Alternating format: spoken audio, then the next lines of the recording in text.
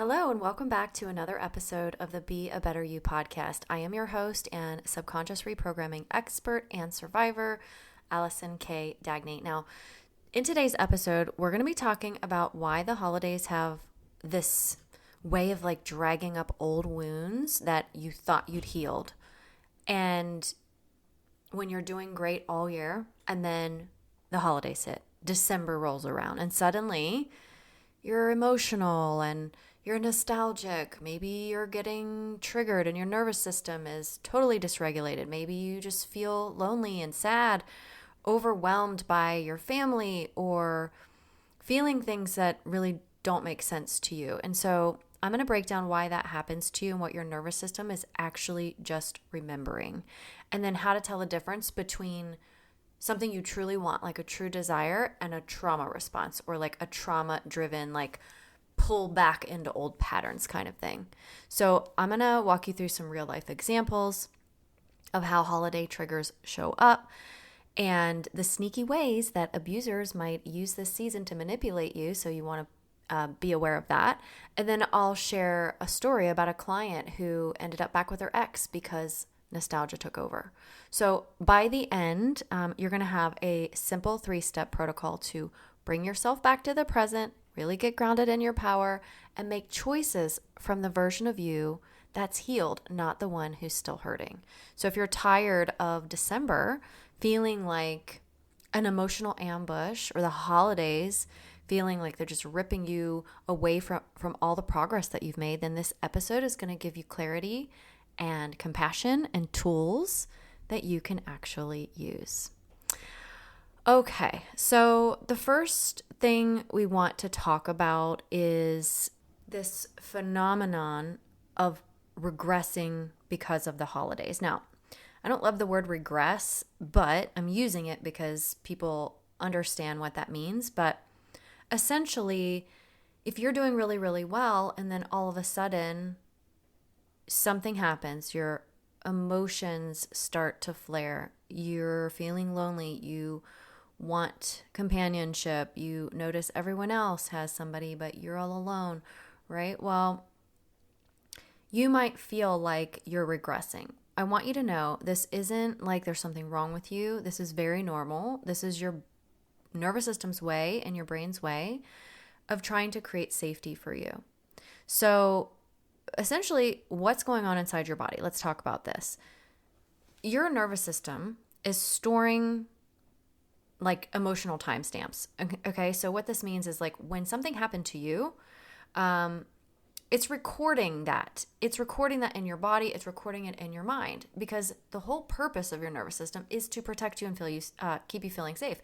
So if something happens to you from the past that was traumatic, hurtful, harmful, triggering, whatever that might be, your brain and body holds on to it and says, we need to be aware of this in case it happens again to protect us. Okay. So sometimes holidays in specific, right? Because I'm talking about like this feeling of like being pulled back, maybe the month of November, maybe the month of December, right? Maybe the holidays in general have this like way of tying your memories of the past in bringing that into the present.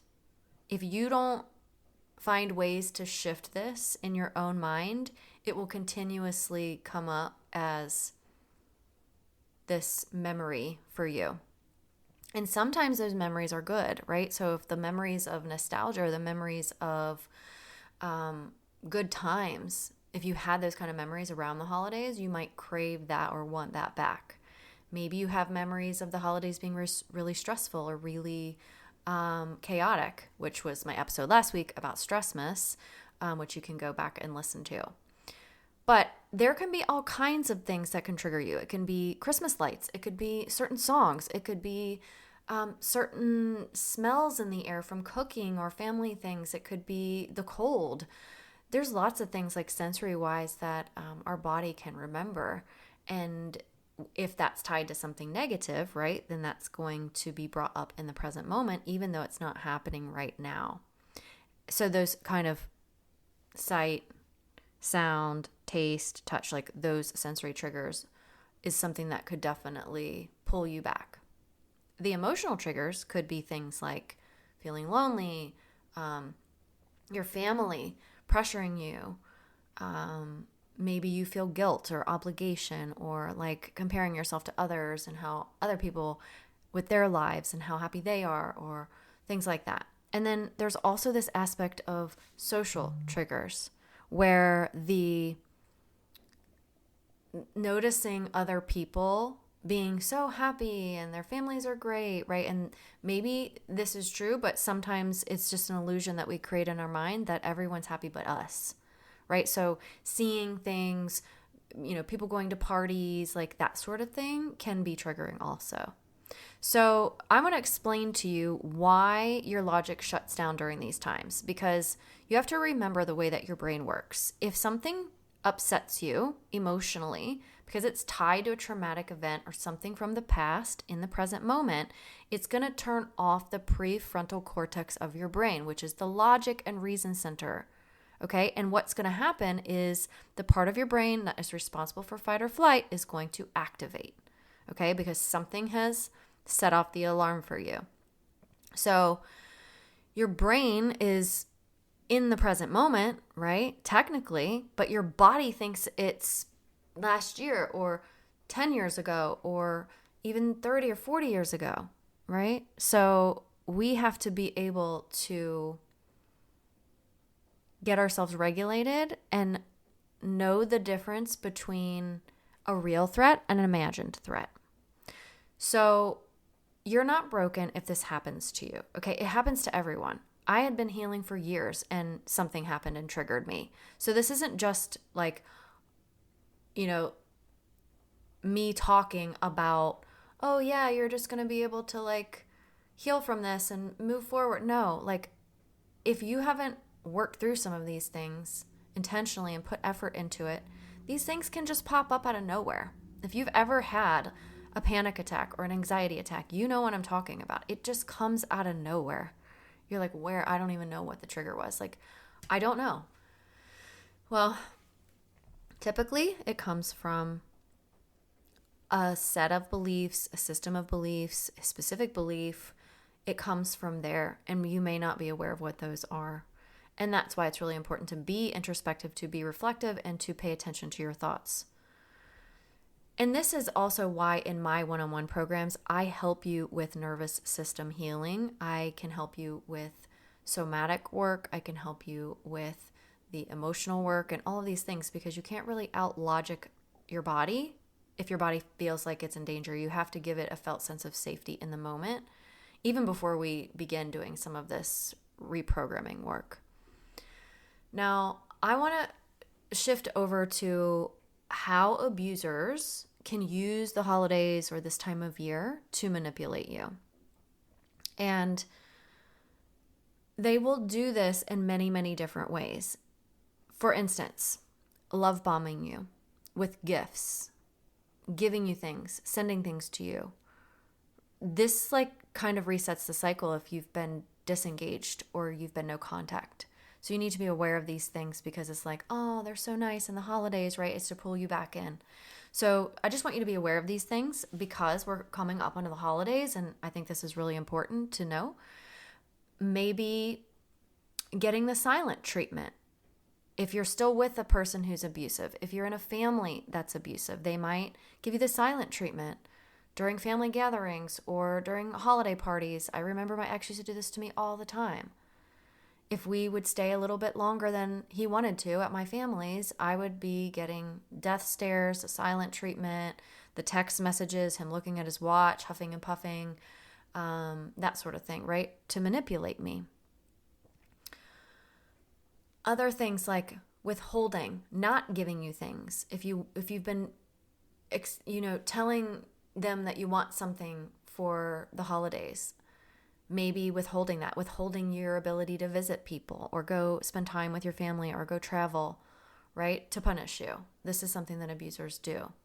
So I'm talking from two different angles here. I'm talking from maybe you're still with a person, maybe you're not. Okay. So I'm just kind of covering all the bases here.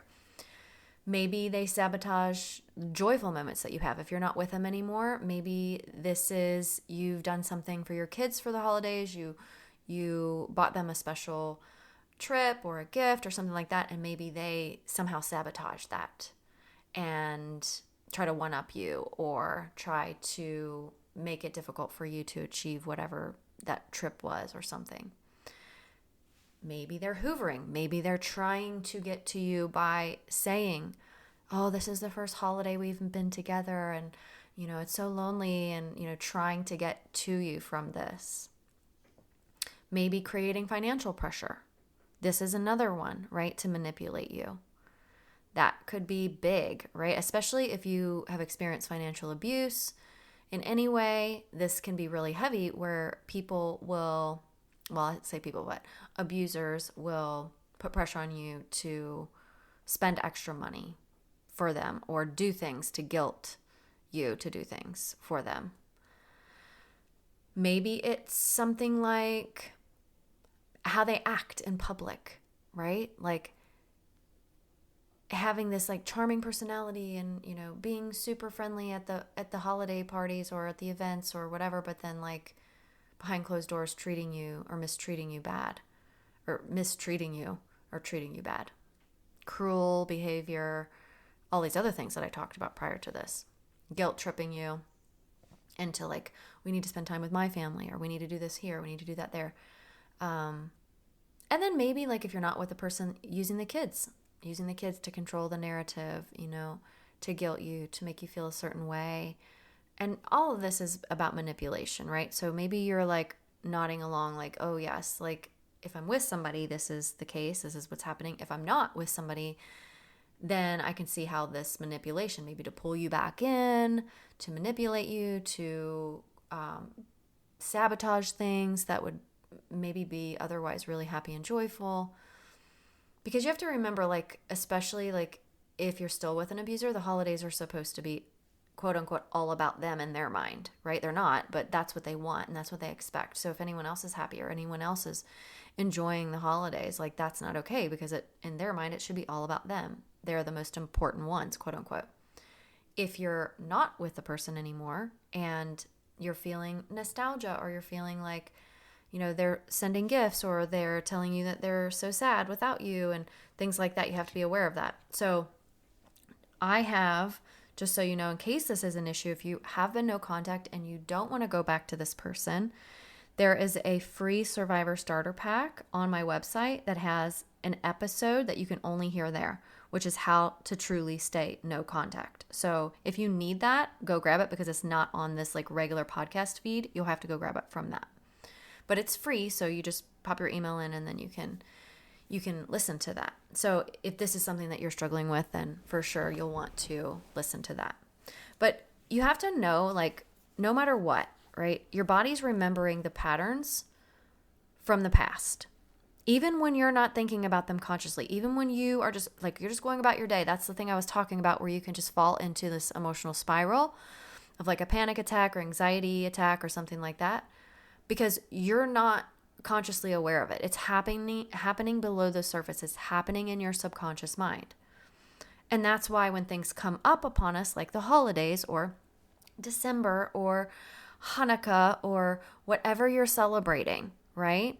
That's why it hits you like this, because one, it's not in your conscious awareness. It's something you stored from years past. So let's say you're in a new relationship. Let's say you're no longer in the old relationship and you're in a new one. You might be triggered by certain things that have nothing to do with your new partner. You might be planning a holiday gathering and feeling like you're doing all the work, but really you just haven't asked your partner for support because you don't want to ask your abuser before in the past, because it would cause a huge argument. So these things we can carry into the future and the present from the past. And so it's really important to be aware of these things. So I'm just kind of hopefully giving you some things to think about here.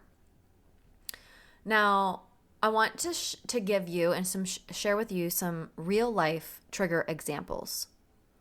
And then I'm going to give you a question to go with it to help you shift your perspective a little bit, because that's what I like to do. I like to help you see things from a different angle, because that's how we really change. People who think in black and white are the hardest to shift perspectives. If you can find the gray area, or you can like widen your perspective. I mean, think about it like if you're looking through a pair of binoculars, you can only see in that very, very small window of what you're looking at, right? Now you can move your head around and like try to see everything, but like if you take the binoculars down, you have a wider perspective. You might not be able to see as far away, but you have a wider perspective, okay? So imagine like looking through binoculars at your computer, right? Like, let's take those off, and then we have a wider perspective. We can see the whole room. We can see everything on the screen. Okay, so the first thing is this loneliness thing. This is important because I know holidays evoke feelings of loneliness for people. And there's another episode that you can listen to on my podcast about this, which is episode 78, The True Source of Loneliness. So if you want to listen to that, you can scroll back down to 78 and find that there. But if you feel lonely at this time of year, that's normal, especially if you are experiencing a divorce or you're in a custody battle with your kids and things like that, right? And maybe you even feel lonely when you're not alone. Maybe you even feel lonely in a big room of people. That's possible too. You just feel alone. And this is something like I know that I went through, and a lot of women in my Radiate and Rise community have gone through too. So having some support is really, really valuable for that. But the question I want you to think about is this loneliness, or is it an old memory that I'm storing of being emotionally abandoned during the holidays, being left alone, being rejected, being hurt, right? Is it really loneliness? And here's the thing, it might be, okay? I'm not going to deny that. You might be like, yes, I am lonely because I don't have anyone around me. But maybe you're like, I'm lonely because I have people around me and they're just not my people, right? So the true source of loneliness, like on that episode I will share with you on 78, will help you with this, because really it's not about just being alone that makes you feel lonely. It's the beliefs that you have about that. If I'm alone, that means this. People don't care about me. If I'm alone, that means this. I'm going to die alone and I'll have no one, right? Like, it's not just about the loneliness itself. It's a deeper issue. And these are the kinds of things I help my clients with, where we kind of peel back the layers and try to figure out, what is it that I believe? And then when you figure that out, then you can start to challenge those beliefs so that you can stop feeling lonely. Okay? The next example is maybe you feel pressure to make the holidays magical for everybody. And last week I had an episode about this, which has to do with being like this savior, like rescuing everybody, the rescue complex, or the like holiday savior complex. And if you are somebody who does this, I want you to know there's a reason. Everything you're doing, there's a good reason. You're getting something from it, some sort of benefit from it. It's making you feel worthy, making you feel good. Like, there's some reason that we do it. We don't just do things randomly. We do things because there's something in our subconscious that's driving it. So maybe a question to ask yourself is, who taught you, or where did you learn that your worth is tied to performance, that you have to do something, rescue people, be the savior, make it magical, make it amazing, so everybody believes that you're good enough? Like, who taught you that? Where did you learn that your worth is tied to your performance? And that's an important question, because it's not, right? You are worthy just for being you, even if you don't know it yet. The next one is maybe you snap at people. Maybe you get irritable. Maybe because the holidays are so stressful for you, you get into little arguments with people at work or your family or your kids. This is normal, right? The holiday triggers are happening because your nervous system is on high alert already. So you're going to be more sensitive to things, and that's good to know. But I want you to ask yourself, what part of you, like what aspect of yourself, is bracing for this conflict even though it's not happening anymore? This is like when we walk eggshells, right? Like, we're so used to making sure everyone else is okay, that their emotions are okay, that we tiptoe around so that we can ensure that someone doesn't get mad, or that people are happy, or that people aren't uncomfortable. So is there some part of you that's like bracing for conflict, even though there isn't any conflict? Right? That's just your nervous system remembering. Okay. That's why I said earlier, it's the memory that's stored in your body. And so if you're nervous, if you haven't worked these things through, you haven't done any somatic work on this, you haven't done any reprogramming work on this, these kinds of things will just keep happening. They're just going to keep happening because if nothing changes, nothing changes. All right. Maybe you are craving your ex. Maybe you really want to be with them, right? Even though they mistreated you, even though they hurt you, even though they abused you, and you just like, oh, I just want to be with them. Well, part of this has to do with trauma bonding. I don't love that word. I say it all the time, but there is something real about this like dopamine hit you get when they come back, when you guys reconnect, because what's happening is you're in like a withdrawal symptom. So you're feeling all the symptoms of withdrawal. That's horrible. You hate it. It's uncomfortable. And in order to make it feel better, you want to be with that other person because you get a temporary relief. But we all know what the abuse cycle does, and it just keeps recirculating. So you want to ask yourself, is this really love? Do I really miss this person? Or is it some sort of nostalgia? Is it my fear of being alone? Like, what really is it? Because you're just trying to achieve relief. And if being with that person and having this hit, like this emotional dopamine hit, is going to give you that relief, oh my gosh, it's going to feel so much better, right? Even though you're probably entering into that toxic cycle again. And there's another, I'll just keep telling you because I want you to be able to go back and listen to these pretty easily, but there's another episode. Is it real? Let me look it up real quick as I'm talking here. 39 is it really your ex you're missing? So you might want to go back and listen to that if you do feel that like craving to be with them again, even though they were toxic or abusive, and figure out what the root was there, because sometimes we just want to make the pain go away. But the pain going away isn't by quote unquote taking the drug. The pain going away is getting to the subconscious mind and figuring out the root. Another one is maybe you're comparing yourself to people. Maybe you're comparing yourself to your friends. Like, everybody's got somebody but me. Everybody has these wonderful relationships. Everybody's getting gifts from their significant others. Maybe you're seeing it online and social media too. Okay, so this can kind of trigger that.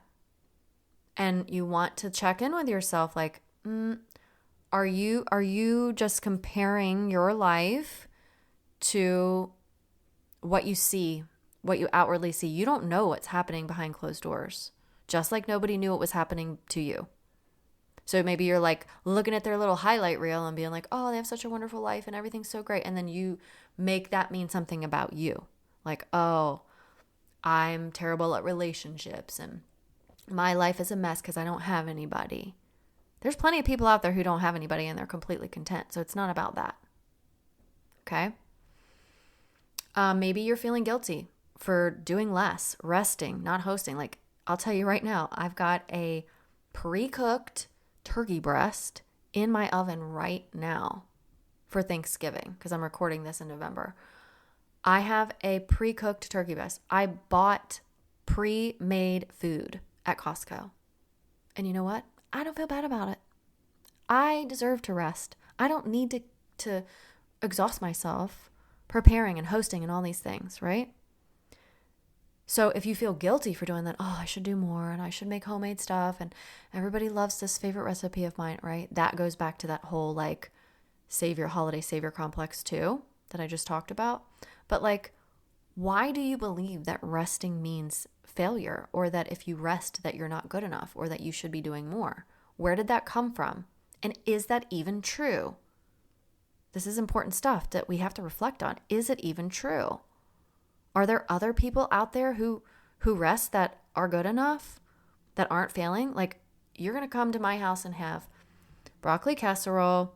You're going to have stuffing. You're going to have cranberry sauce. You're going to have turkey, gravy, and mashed potatoes. Like, most of it all pre-made.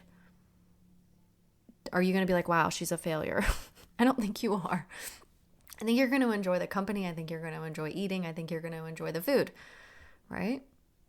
So we've got to change that narrative for you if you feel guilty for resting, doing less. If you decide you don't want to host this year, if you're like, I'm just burnt out, I don't want to, or maybe you have a lot of stuff going on with your ex or your court battles or custody or like whatever, right? Maybe you just say, I've just done it too much and I don't want to do it anymore. That's totally fine. It doesn't mean that you're a failure. It doesn't mean there's something wrong with you.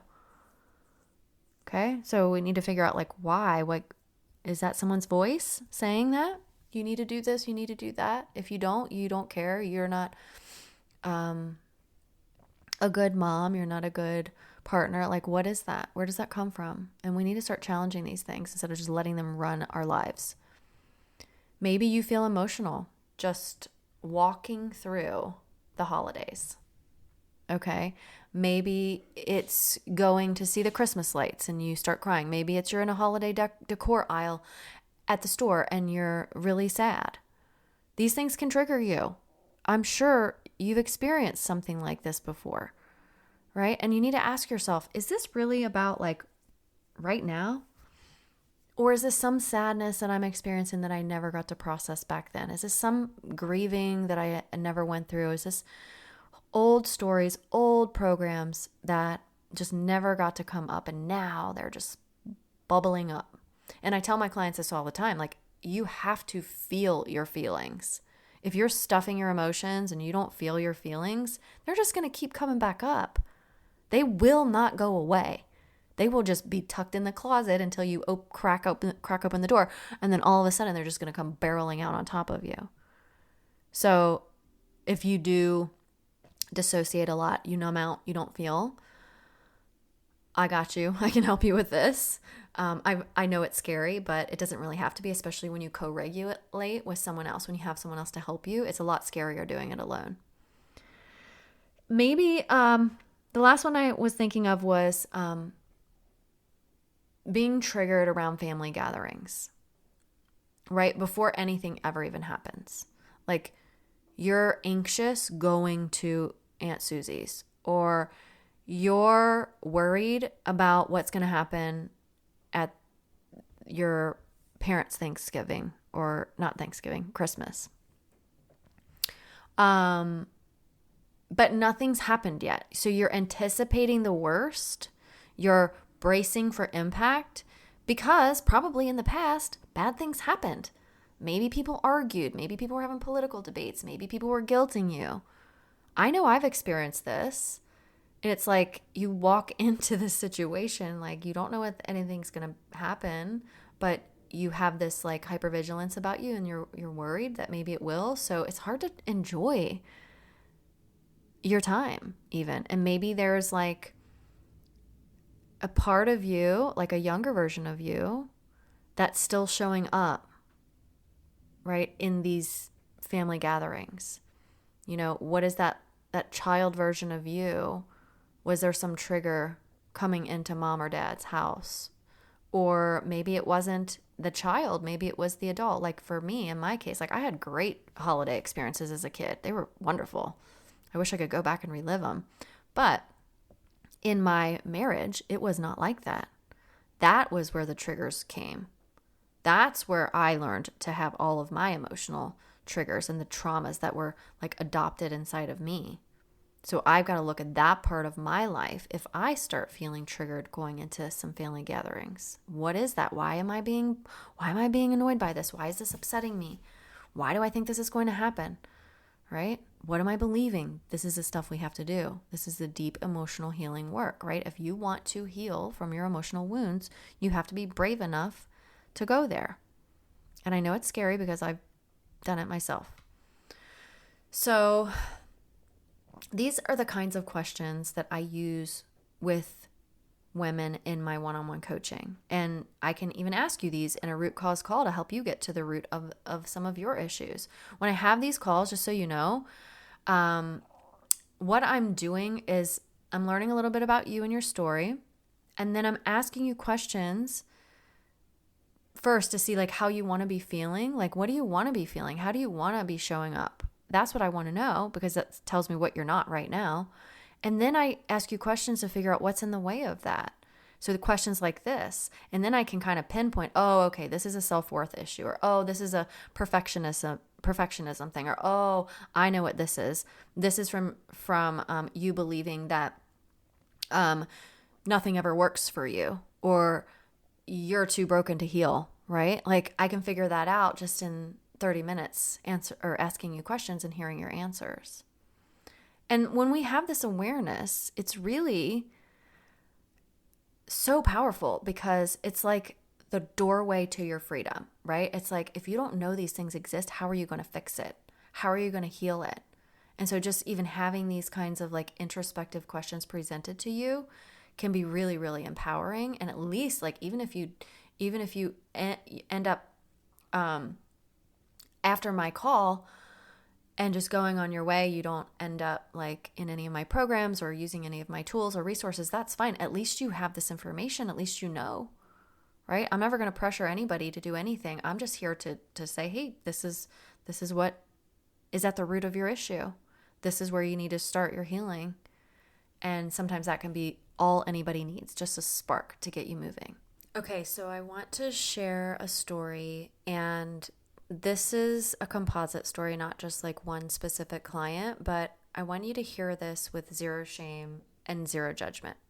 So I worked with a woman, and she'd been doing some really great work for several weeks, and she was breaking her trauma patterns. She was understanding her triggers. She was rebuilding her self-worth and her confidence. And then the holidays rolled in, and her ex had messaged her. And what happened? Classic holiday nostalgia, the hoovering, you name it.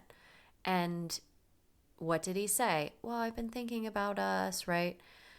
And maybe even sprinkled in some of the memories and things like that he knew her heart would be really connected to. And promises of change and what he wanted and saw for them for their future. And so her nervous system reacted before her logic could catch up. And this doesn't mean she was weak. This doesn't mean she regressed or that she backslid or that she was slipping, right? She was triggered, period. And so if this has happened to you, I want you to know, like, this is normal. So this, like, loneliness, pressure, nostalgia really hit her like a perfect storm. And so she was telling herself, and she told me on our calls, like, maybe he's changed. Maybe this will be different, right? He really has seemed to be doing a lot of work and doing things. And so she agreed to meet with him and talk with him, and they decided to try again. But within a couple of days, his patterns resurfaced. The passive-aggressive comments came back, the blame, the projection, right? Like, and she realized, like, nothing had changed except the package, the wrapping paper. So, when she came back to me, she was feeling really ashamed and devastated and beating herself up, thought she'd ruined her progress. But I told her what I want to tell you. There is no judgment here.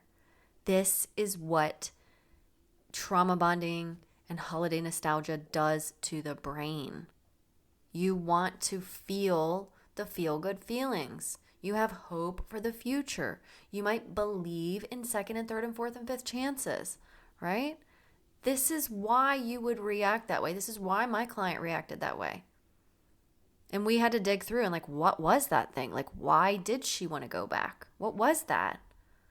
And once we figured it out, it was like, oh my gosh, okay, this really wasn't about him. So we unpacked why she let him back in. We looked at what emotional needs she thought he was going to meet. So we got to the root of this for her and figured out the deeper belief that was driving her desire to allow him back in. And once she saw what that was clearly, like, she knew, oh, okay, this was why I did this, then she was able to take her power back. And so we were able to help her with boundaries and stay no contact really for good this time. And not from a place of anger or a place of anything, but just really from clarity.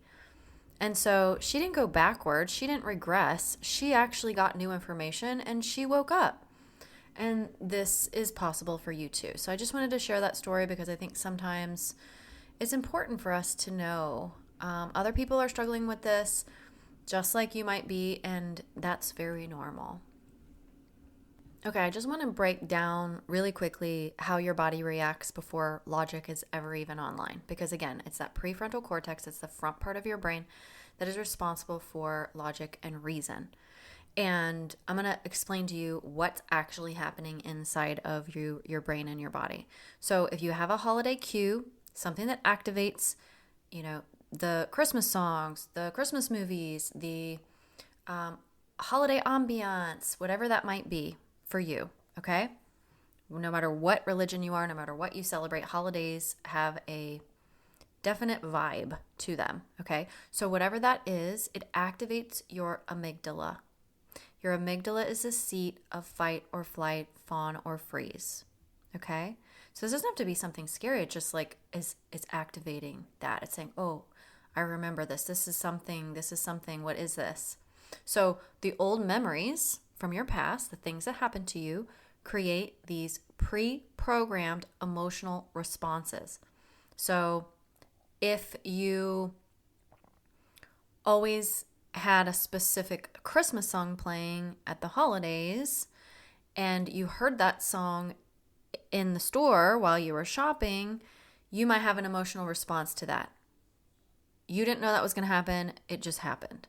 So it's this old memory in your brain and body that's stored, and then you have an emotional response attached to it.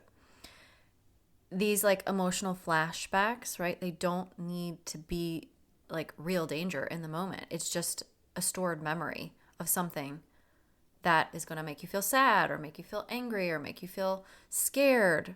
So the danger may not exist. Like you're in the grocery store, like you're totally safe and fine, but that song comes on and there you go, you're spiraled, right? So your body is going to react, whether it's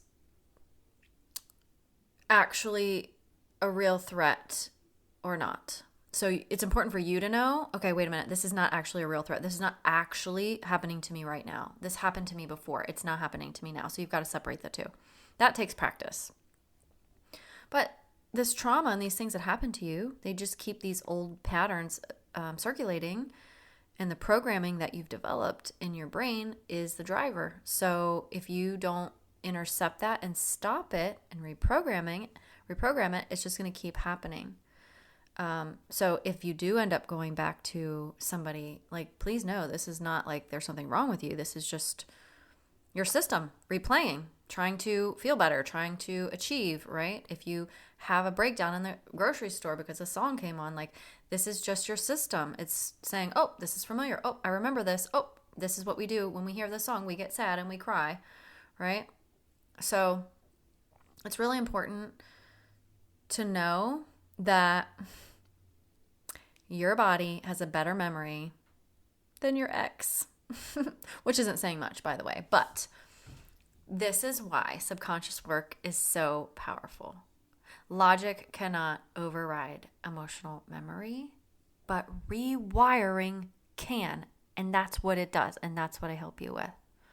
So let me give you this 3-step holiday trigger reset that you can do. Okay, so step number one, 3 steps. That's all. You can write this down, but it's not hard to remember. What you want to do is you want to name the version of you who's activated, right? Is this my 8-year-old me? Is this the 23-year-old me? Is this the 35-year-old me who is abused? Like, who is this?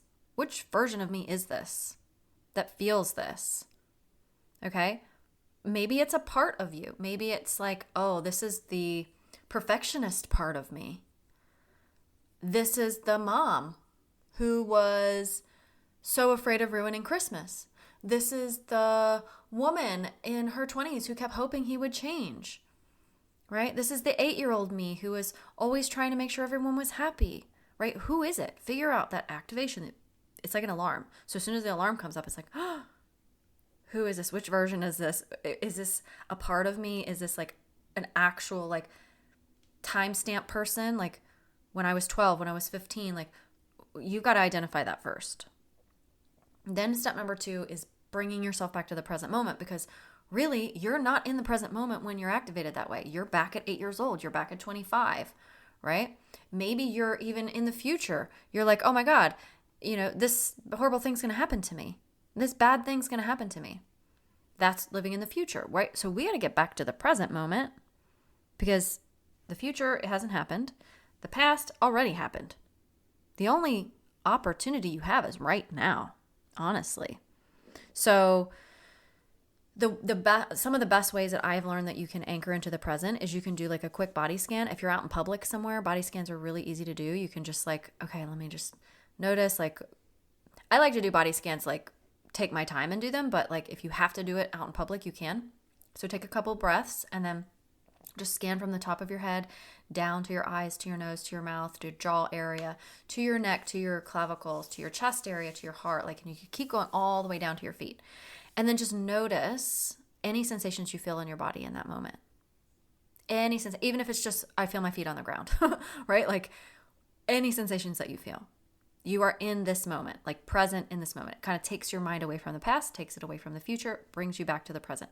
Other things you could do is identify things in your space. This helps people sometimes where what's one thing I can hear? What's one thing I can touch? What's one thing I could taste? What's one thing I could see, right? Maybe you orient to try to find like 10 things that are pink in your surrounding. Like sometimes this helps too because it kind of pulls you back. I got to find something right now in the present moment. So anchoring in the present is really, really key.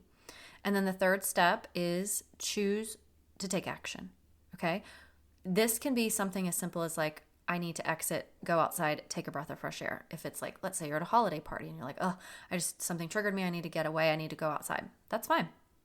Maybe you have to say no to somebody for something somebody wants. Maybe you text a friend. If you're my client, you can Voxer me. Maybe you just take a breather and you intentionally ground back into your breathing, right? Just do one thing that can help you in the moment. So let me recap these. Step number 1, who is the version of you that's activated here? The 8-year-old, the 15, the 25, the mom, who is it? Where's the activation? Like which version of me is activated? Then anchor into the present, right? Breathe, tell yourself you're safe, check around your circumstances, look in your surroundings, figure out things that can bring you back to the now. Do that body scan. Body scan's really, really helpful. And then take action, do something, move away from the chaos. Text a friend, do some deep breathing, walk to the bathroom, splash some water on your face, whatever you got to do, right?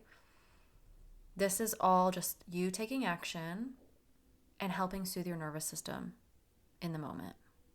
This is felt safety, like knowing that safety exists right now because you're not in the past anymore, even though your body still thinks it, your brain still thinks it.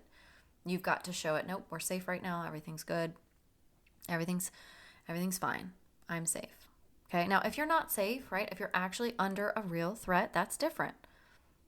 Call 911, call a friend, go get help, right, if you're actually under a real threat. But if what I'm talking about is the past memories of the trauma that you experienced that you're reliving right now, okay? So these steps can help you in the moment to like deal with these issues as they come up, but real freedom, like real change comes from rewiring the subconscious patterns that are driving these behaviors, that are causing you to spin out, that are creating the problems for you. So, I'm giving you this as a tip to kind of manage the symptom, but that's not actually what's going to change it at the root. That's what rapid reprogramming, subconscious healing work does. And if you want to get on a root cause call with me, we can talk through it and see what would be the next best step for you once we figure out what's at the root of it. So there's nothing wrong with you if the holidays hit you harder than any other time of year. Your body is going to remember. Your heart is going to remember. Your brain remembers, right? But you don't have to stay in those old memories. You don't have to stay in those old loops of trauma. So if you would like this year to be the last one where you feel pulled back into these old cycles, these patterns, returning to people who are abusing you or toxic, then let's look at the root of this together. And your free 30-minute root cause call is where I'm going to help you do that. Okay, and also just as a quick reminder, if you want support, just regular community and people that you can talk to and my coaching support in the Radiate and Rise community, you can do that. And I think there's a link in the show notes here. You can grab it there. So just remember, you're not going backwards. If this has happened to you, please don't stress out about it. It's not your fault. You are learning, you're listening, you're here listening to my podcast every week. You're doing amazing things for yourself. And I'm so proud of you. So you get to choose who you become going forward. Thanks for listening, and I'll talk to you next week.